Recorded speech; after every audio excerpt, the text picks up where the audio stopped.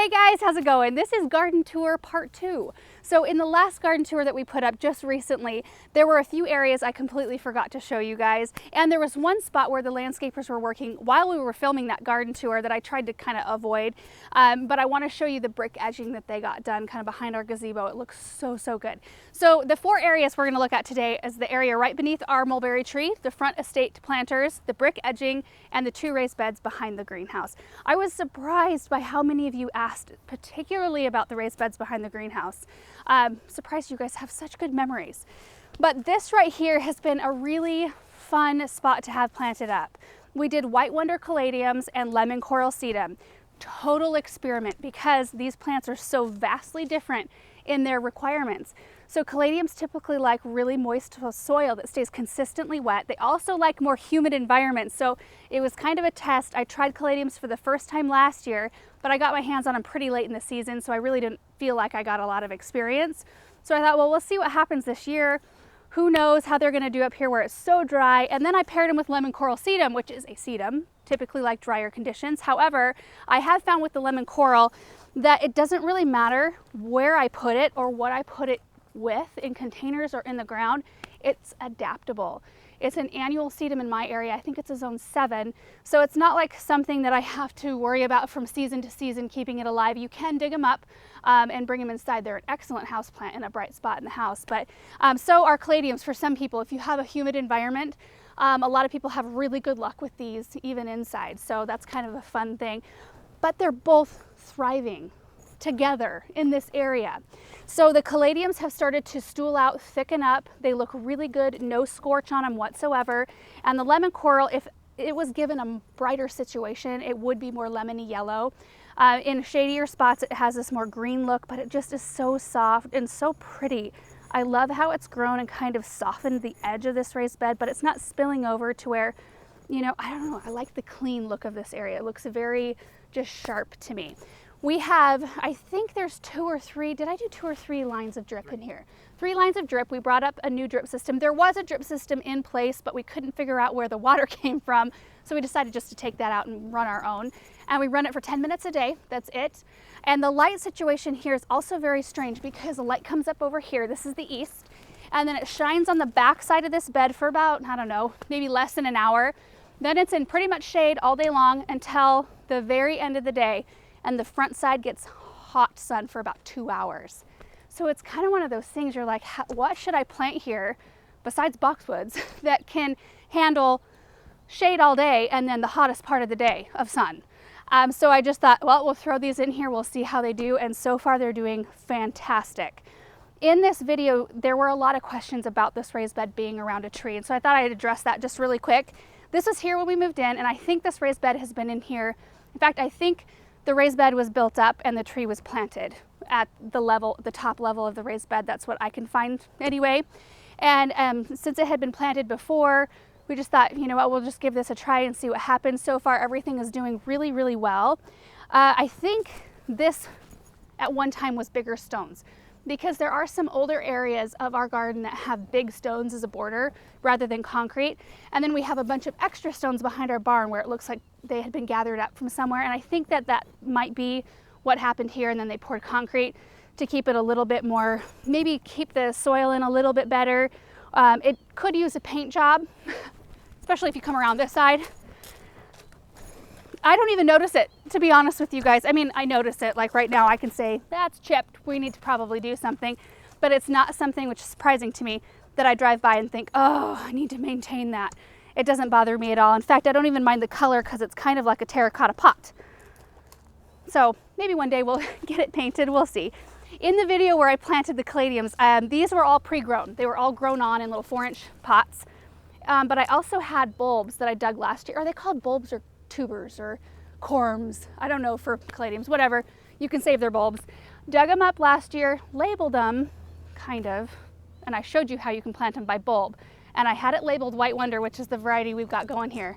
And this is what came up, which shows you how good I am at labeling things. So we'll have this random pink one, but it is a lot more cost effective if you start with bulbs rather than plants. So anyway, I'm super happy with this area here. So let's run up to the front estate planters and take a look at those. There are 2 of them. flanking the driveway here. And I think that the obelisks that we have in the center are the right scale. I put these in here last fall so that I could have something in here for wintertime. And then I had totally planned on putting lollipop crab apples in here as a centerpiece. Like in the wintertime, I kind of like to mess around and like do little sketches of what I kind of want to plan for each container. And I knew I wanted to do a really fun, bright, kind of tropical mix of flowers, but I thought, ooh, it would look real pretty to have a lollipop tree in here. Spring came, spring left, totally forgot about it, and then the garden center was out. So I just left these in, which I think they're the right scale. When I very first put them in, I thought, oh, those are tall. I don't know about this, but I think you really need that in order to ground this space because it's such a wide opening. But in the center, I've got one plain the blue salvia, which took a while. It sat there looking a little bit small for a while. In fact, the one on the other side looks a lot bigger. We should take a look at that one. Look at this. One plain the blue salvia is huge, massive. And then I did plant 4 Carolee Petite Garas, one on every side of the obelisk. You can kind of see it popping through. It held its own for a little while. In fact, it was beautiful. There was a beautiful pink kind of spray of blooms right beneath this. And then it just kind of succumbed to the vigor of these other plants, which is something good to note going forward, that I need to put it with things where it's not going to be smothered out. And then I surrounded it with the Supertunia honey looks really good over here. It's so weird, the different growth of these, but Supertunia honey, Supertunia royal velvet, which is the deep purple, and Supertunia royal magenta. And I just have enjoyed these so much because one, there's no maintenance. I don't have to do anything other than fertilize these once a week, and then they're sprayed with BT once a week to keep the budworms out. We've never experienced a lull in blooms this year. I like that the growth habit isn't like so wild. I kind of like to see the bottom of the container a bit. And it's just a fun, almost atypical of what I usually plant, a fun bright mix. So let's head toward the brick edging. And this is where the new brick edging starts, and I absolutely love it. You might remember, those of you who have been watching our videos for a while, might remember the pavers that were here. In fact, this is the paver. This is the type of pavers they were. They were all here when we moved in, which eventually we would love to do brick edging in here, but we're just doing one section at a time as we can add it into the budget. So this was a section that we did this year. So it starts here, and then it just keeps on going all the way throughout this whole area.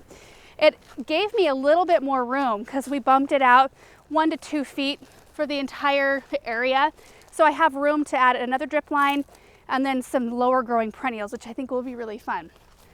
And I love that there's a distinct line now between mulch and rock, because even though those pavers were here, they've been here for so long that they weren't even. There were some that were completely sunk down into the ground, so stuff like mulch would slough out into the gravel, vice versa. It was just kind of messy. This is where the oak trees used to be. I had linden trees sitting here, Corinthian lindens, and I'm really thankful it actually took a lot longer to get this done than I thought it was going to, because had they got it done this spring when we had planned on it, we would have planted those lindens and we would have been done with it, and then I would have decided at that point that I didn't really want the lindens here. They have more of a pyramidal growth rate, they're very tight, so I think they grow 15 feet wide, and they're a very dense tree, and we've decided that we'd like to come in with something that's got more of a rounded look to it, something that gets maybe a little taller, that we can limb way up and have more of a big kind of structure in this area. So the jury's still out on what variety we're going to put back here. We're not sure. It'll be a next spring project, but I'm so glad we didn't plant those 5 big trees right in here and then have to move them because their root balls are huge. So we are going to plant them on the new property.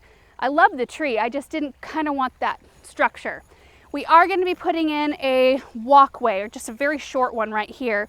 There used to be a walkway that entered right here underneath an old white arbor, and it kind of, well, you can see it kind of curved around, and then it met the grass right here, and it was too thin, like we couldn't get our lawn tractor through here, and this was all flower bed, and the willow tree roots were starting to buckle all the bricks.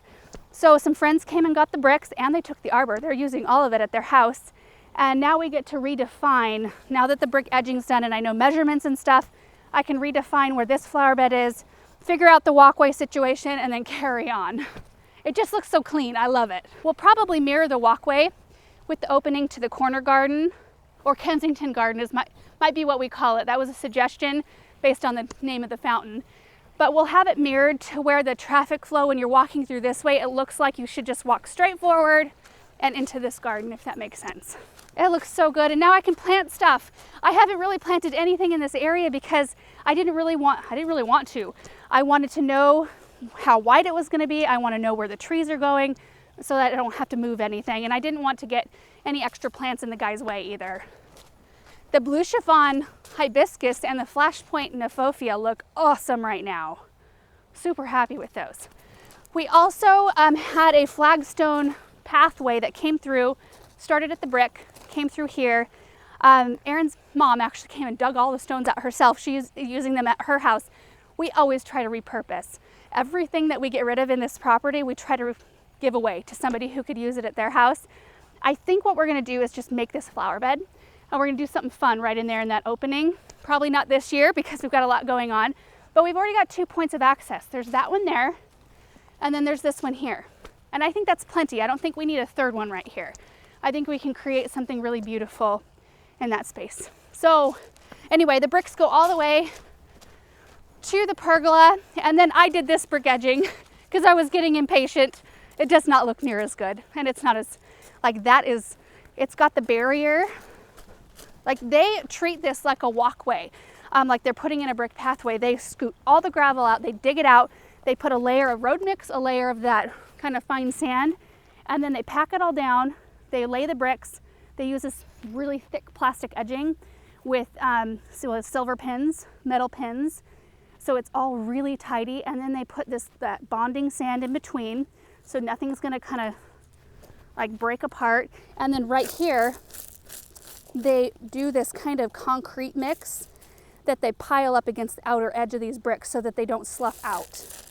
That's why I like to have them come do these sections, because they do it super professionally, and it's like the brick edging that will last. Like if I step on one of those bricks, I could totally roll an ankle. Like the whole brick would roll over. I did nothing special there. Looks better than what was there prior, but this is what we would like to have everywhere if we could. Eventually, we'll work on it. So let's go behind the greenhouse. Okay, I am so happy with how things are going back here. Look at how great those beds look. It's such a wonderful, unexpected little tucked in corner of garden.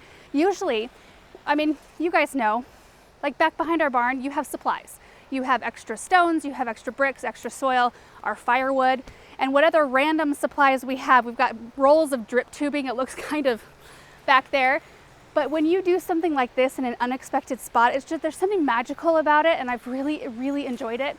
I do have to say, this is the second time we filmed this video this morning, so I've already done all the maintenance. Something happened to my audio, so we had to go ahead and film this video again. But what I did is showed you what they looked like, because I hadn't done any maintenance on them up to this point. After planting, I've just let them go, which is kind of the point. I put stuff in here that I could just let be. Because it's tucked away, it is a little harder to remember that it's back here and, you know, needs maybe a little bit of attention. So today I cut back the salvia, which it had bloomed beautifully. It was perfect. So the Heliopsis, this is called Tuscan Gold. When I planted it, it was a little bit taller, actually kind of shocked a little bit. And it looked, I don't know, for a minute there I was like, ooh, I don't know about this. So I ended up cutting them kind of back, and they flushed back beautifully. And then the salvia was just about this tall, beautiful mounds of deep purple, backed by the yellow. Today I cut them back about halfway, which is not my preferred method of pruning, but usually it's kind of late in the season. So I decided to take the canopy, like the blooms down to the leaf canopy, so that the plant still has time to push a little bit more growth. Typically when I'm cutting back my perennials, I should have cut these back in June when I was cutting back everything else. And then we have such a long growing season that they usually have time to flush back fresh growth and fresh blooms. So I just didn't want to take it all the way down and then risk not getting any more color for this season. The strawberries I did, these are all Buried Treasure Red. You can see the red blooms here. I just harvested all the berries off these yesterday. In fact, you may have already seen the video where I did that. I got a ton of strawberries. And these are first year berries, and I'm getting some great harvests off of these, really happy. And then we've got the pear espalier here, which just hasn't skipped a beat. I honestly, after I got it planted, I thought, oh boy, that's a little taller than I kind of expected. Do I really want it there? I wanted kind of like a fence barrier without it being a fence, because I do like our neighbors and we exchange things over the fence, like boxes of onions and stuff like that. So I wanted it to be something pretty and structural, but not something that actually created a barrier like an arb. You know, I mean, we could have easily carried the arbs on. Those are North Poles. We could have just done, you know, 3 or 4 more of them right here and created a wall, but that's not the feel I wanted back here.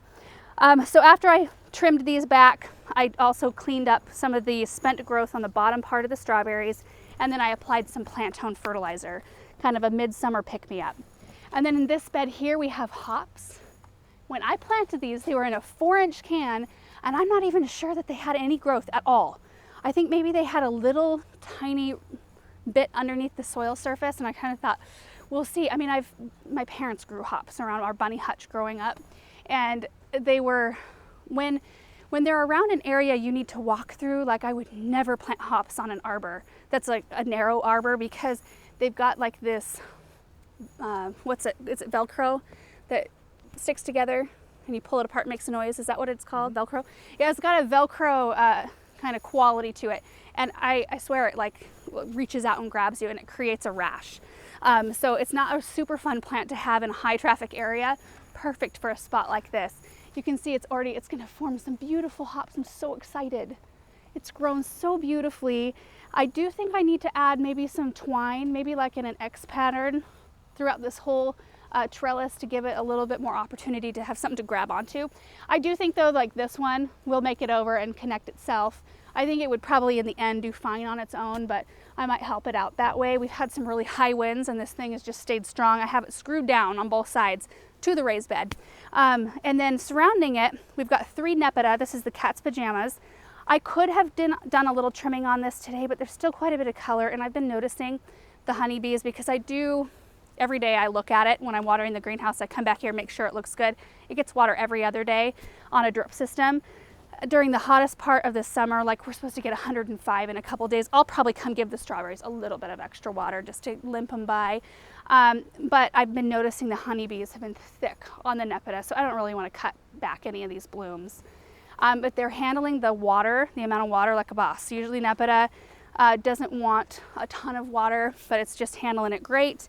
It's surrounded by osteospermum called Bright Lights Purple, and I'm loving it. I'm loving all the osteos this year. I have Bright Lights Pink, Bright Lights White, and the Bright Lights Purple, and Bright Lights Red. I have those in some containers in front of the greenhouse. I'm actually really loving those as well. They lulled out when it got really hot, but you can see like they are just loaded with buds. So in just a minute, they will be full of color again, and they were really full all spring long. And then surrounding the whole thing, I've got the Buried Treasure Pink and Buried Treasure White strawberries. And there's a few, like I've been getting some good sized berries, like this size and bigger.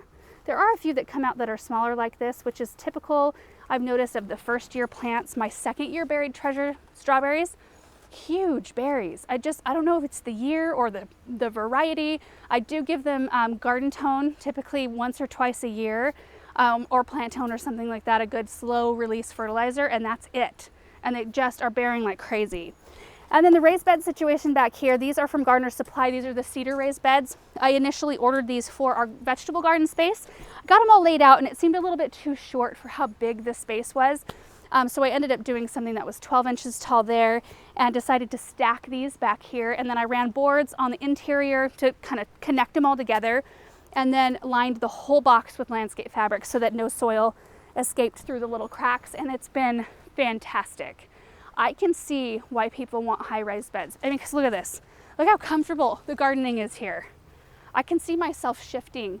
Like I told Erin, maybe every year or every 5 years, we should add an extra board to our raised beds in the vegetable garden and just like gradually make them taller so that it's really comfortable to garden in. But I just love having this little pocket of unexpected back here. I think it's a really special thing, and I'm really happy with all of the plants. So anyway, that's it for today. Just wanted to show you guys everything that's going on that I didn't show you before. Thank you so much for watching this video, and we will see you in the next one. Bye.